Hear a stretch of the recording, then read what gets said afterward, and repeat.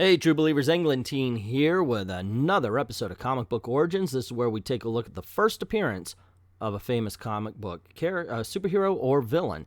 In this case, we're looking at Carol Susan Jane Danvers, who became known as Captain Marvel. As a matter of fact, she's in a movie that's out right now.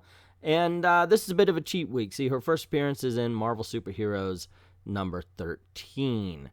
Now, while we'll see a panel from that, it's the only panel she's in, so I'm not going to go through the entire book to get to this, where we see her as head of security here, and she's saying, "So, General Bridges, I see you brought Dr. Lawson here, against my best advice. As usual, ta-da, ladies and gentlemen, the very first appearance of Carol Danvers." As head of security, of course, she notices that, no, she doesn't. She doesn't notice anything. Captain Marvel comes in, it's like, hey, I'm an alien. She doesn't notice anything. But anyway, there is actually another comic book we need to talk about, or at least a page of a comic book, and that's Captain Marvel number 17, where Jon Rogg is creating a machine. It's called the Psyche Magnetron, and it explodes, and it isn't mentioned here in the book, but this is where it happens, that some of Captain Marvel's energies go into Carol Danvers.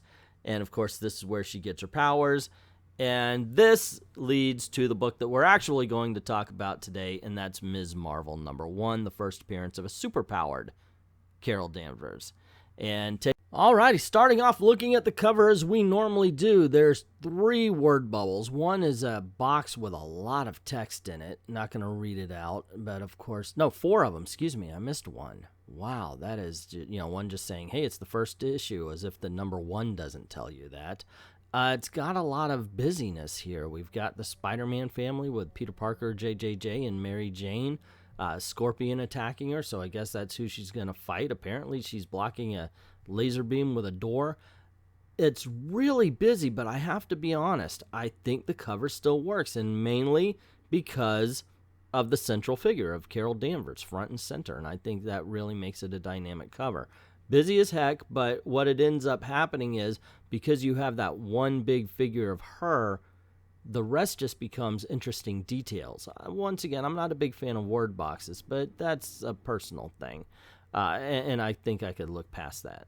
And starting off the book, thankfully, we have a big old splash page, you know the kind we just loved in the 1970s and 80s. So it tells us that Jerry Conway's the writer of this book. We have art by John Buscema, care and embellishment by Joe Sinnott, John Costanza's letters, and Marie Severin, colors. But if you go all the way down to the bottom, there's an asterisk that says, with more than a little help or aid and abetting from Carla Conway. So those are the credits there. And we, of course, have Ms. Marvel. It says, her name is her own, but for want of something better, we may call her Marvel. Ms. Marvel. Of course, the title of the book, This Woman, This Warrior. And because of her, the world may never be the same. I warned you to stay back, creeps. Now you're gonna die. Forget the guard, stupid. We got the cash. Let's move. And so we see Ms. Marvel fly down towards the robbers, and with one punch knocks out 2 of them. And we hear, holy Hannah, I don't believe it. Did you see that broad? Did you see what she did? Frankie and Phil, both of them, wiped out with one punch. This is New York, you bozo. Ain't you never seen a superhero before? So she's strong, so what? Once I get this car started, ain't nobody gonna? It's the dame. She's picking up the car like it's made out of cardboard. Sweet sister, she's gonna. And of course, wow. So we see Ms. Marvel then slam the car so hard down onto the ground that the guys rip out through the top of. They're dead. Ms. Marvel, in the second page of her first book, is now a murderer. There is no way these people survive.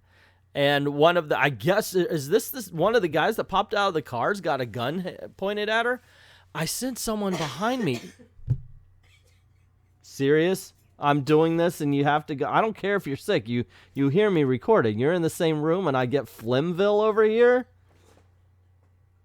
During Carol Danvers' big heroic moment in the second page of her book after she's killed 2 people, I'm getting...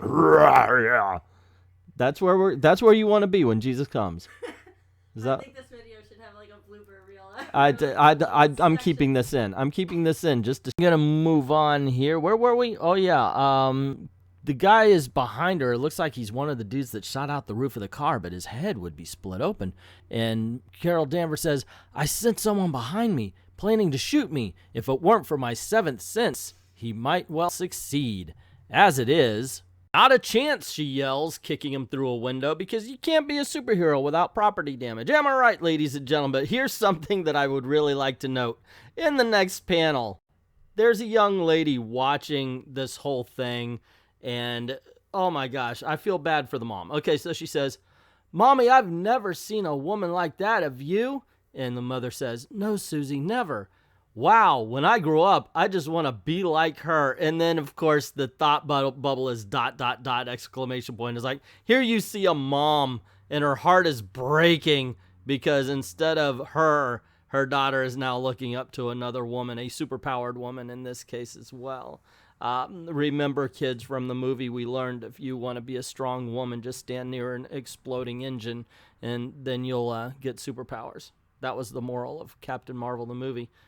Moving on. And we cut to inside the bank where the Scorpion's still there. Apparently, he's the leader of this particular gang. He's stealing the money, of course. All the stuff's going on outside. Nobody's noticing him except for one guard who goes, Oh my gosh, you're the Scorpion. He says, well, if you know who I am, then you know about my powerful tail. And he knocks him out with it.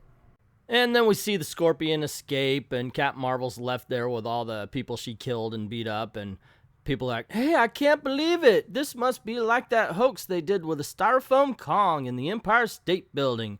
And, the cops show up and say, hey, we got to take you in for questioning. She's like, no, that'll actually be evidence. So there's a case against these criminals. I'm just going to assault them and run away. And she flies off. So we see J. Jonah Jameson and Carol Danvers watching it on a movie, what transpired there, which is kind of weird considering it's 1977. So anyway, Jameson says, I've been neglecting the women's magazine section of our audiences. So he hires Carol Danvers to be an editor for their women's magazine called Woman, and says it should be filled with dietary tips and fashion, blah, blah, blah. She says, no way in heck. And we're moving on to Carol Danvers meeting Peter Parker and Mary J. Watson, and that is all that happens right here. It's just hey, I heard of you. You did this. Oh, wait, is that Peter Parker, the famous photographer? Blah, blah, blah, yada, yada. And then we cut to Scorpion. As he's going into a building, he says, Corman has this whole joint wired into one big booby trap, but that's just fine with me, because pretty soon it'll all be mine.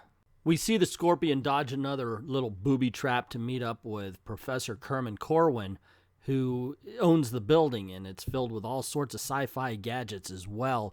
And we just find out that he robbed the bank to get $200,000 to buy this particular building. Why, we don't know, but we are promised that we will meet Professor Kerwin Corman sometime later. And then we rejoin Carol Danvers and Mary Jane Parker. Whoops, sorry. At this point, she's Mary Jane Watson. Oh, Mary Jane Parker, whatever happened to you? Oh, yes, we know, one more day. Anywho, they're in her luxury apartment, and it is questioned here. How do you afford a fantastic layout like this? Do editors make that much money? And Carol says, no, it was from the book that she wrote about the space industry. And she mentions being the security consultant at Cape Kennedy. And I do like this because it does basically, it addresses the fact that Captain Marvel was there as an alien. It even says Captain Marvel's appearance at the Cape and my inability to capture him just about destroyed my security field career. I kept it together, or kept trying to hold it together until I finally went back to my first love, writing. So there you go. I like the fact that they address that she was not a very good security officer if that happened. And then she says, turns out I have more talent for the pen than the sword, and she begins to pass out. She says she's all right. Mary Jane asks if she wants to call a doctor. She says, no, but you better just go. So Mary Jane does actually leave, and she's all worried about Carol. Carol goes into her bedroom and just kind of collapses. Meanwhile, across town at the north exit of the Daily Bugle building, a fuming J. Jonah Jameson paces angrily back and forth, a snarl brewing deep in his throat. Blasted chauffeur, I Tell him to meet me at the south exit downstairs at 6:05 p.m. exactly. And here it is, almost 6:30. Where is that imbecile? I swear I'll fire him for this. Hey, what's that sound behind me? And we get a wham! And apparently he gets a me thing going to J. Jonah Jameson. I love how the cigar's flying up and the tie is no longer connected to his shirt. So he's either wearing a clip-on, which I guess that's what's suggested here, and we do see the Scorpion yelling, "It's your death knell, Jameson. For years I've plotted my revenge against you, and now at last, vengeance is gonna be mine." Holy crow, it's that Scorpion crook. Why, he grabbed that man. What's he gonna do? If you only knew, Buster. God, thank God you're not J. Jonah Jameson. I just totally flubbed that, sorry. Because Jameson's I'm a monster. McGargan is dead. And Jonah Jameson is my murderer. And in this court, the penalty for murder is death. Death. Death! Look, man, I love comics, but if you actually read them out loud the way they're written, like with the words that have been in bold print, you know, emphasized, or in this case, screamed. I mean, he's screaming in his own head, basically. It just becomes ridiculous. And I you know what? That just makes me love comic books more. 60 seconds later, a now familiar figure flashes through the sunset sky. The Scorpion's gone, slipped off across the rooftop shadows. My seventh sense warned me too late that Jameson was going to be kidnapped. But perhaps there's still time to save him before the Scorpion So, are we saying that her seventh sense didn't warn her that, hey, he was in danger, but it warned her that Jameson was going to be kidnapped by the Scorpion? All right, that is some serious mental stuff right there. I did not know Ms. Marvel could do that. This part just, I don't know, I don't get it. So anyway, she goes to the Daily Bugle saying, I feel as though I've been to this place before, but that's impossible. Well, you know, you were there getting hired by J. Jonah Jameson on the first page. Then you have people going, oh my gosh, now I've seen everything. First, Spider-Man makes this office his hangout, and this woman's like, a flying woman. At this point, gang, the Marvel Universe is 16 years old, so you've seen the flying woman thing. And Joe Robertson is like, hey guys, don't worry about it. She's a good guy. Remember, we're doing a story about her stopping a bank robbery. Then he asked Miss Marvel her name, and she says, I don't have one. The woman replies with silence, and for an instant her eyes lose their focus as she looks to a horizon invisible to normal human eyes. I can sense the Scorpion carrying Jameson, bringing him somewhere deadly. Somewhere, a house, abandoned, derelict. Brooklyn. I'm sorry, I like the way that's said. A house, abandoned, derelict, Brooklyn. Her power is better than the teen trouble alert, telling exactly, oh, wow, this is the address, and let me send. And it makes me wonder, is it just attuned to J. Jonah Jameson? Like, is there no one else in danger around this city? It's just so weird. So in the last panel, the cops show up wanting to question her about the Scorpion stuff. She says, later days, cuz, and she's out of there. And with a leap through an uncurtained window, she's off, gliding over. Oh my gosh, that actually made me think of, I want to see this now. I want to see a superhero jump through a window and then have a curtain stuck to him. I was like, oh, just get off, while they're trying to fly around. Okay, I know that's kind of silly. We'll probably see it like on the Tick or something, but come on, tell me you don't want to see that.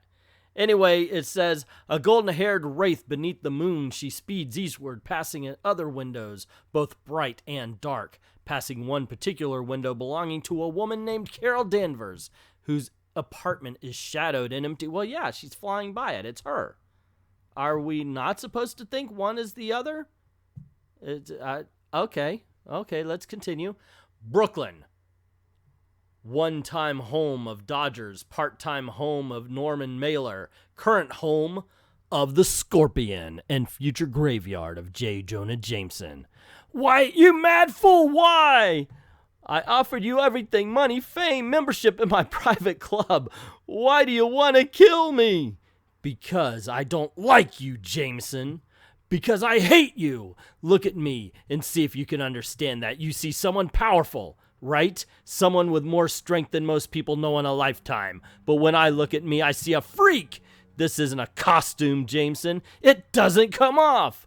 Remember when I was just a crummy private investigator you hired to track that Parker kid and find out how he took his exclusive photos? Remember how you took me off that assignment and paid me to be a guinea pig for a mad scientist experiment? Remember? We do. It happened in Spider-Man number 20. I love the little notes. Yeah, once again, I'm sorry, if you read it out loud, if you read a comic book out loud, you gotta really hit the I'm a freak in a costume, because that's how they write it. It comes off weird. So the Scorpion leaps forward. He's got a magnetized key, sticks it in a machine, which apparently is lowering Jameson into a vat of acid, ignoring the fact that he's got super strength and he could have just tossed him into the vat. Yeah, comic books, they're weird. What you gonna do about it? But then we get quite a strange little thing happen in the panel as Jameson is lowering. The liquid in that vat is acid, Jameson. It won't kill you much. And then the strangest thing, we get Jameson, he's lowering and he goes, choke! You know, it's like that kind of thing. You know, I just think this is very poorly lettered. Sorry, gang. I'm not thumbs upping this particular panel, but it is funny in the way they did that because it turns into choke. Okay, I think I've got it now. So Carol is saying, this is it, the place I sensed back at the Daily Bugle. If only I could understand why the Bugle offices seem so familiar. No, can't think about that now. See, I haven't read this in forever and a day. Seriously. And I don't think I've read too much of Ms. Marvel's series. Maybe one or two issues here or there. Does she not know that Carol Danvers and Ms. Marvel is the same? Is that what we're getting at?